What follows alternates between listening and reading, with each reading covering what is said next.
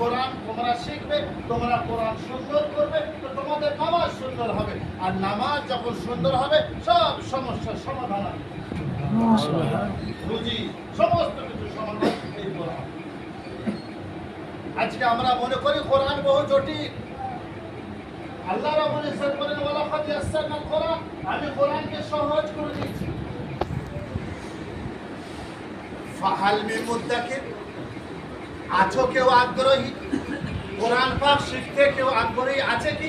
আল্লাহ বলেন তার জন্য আমি কোরআন পাককে সহজ করেছি। একদম সহজ।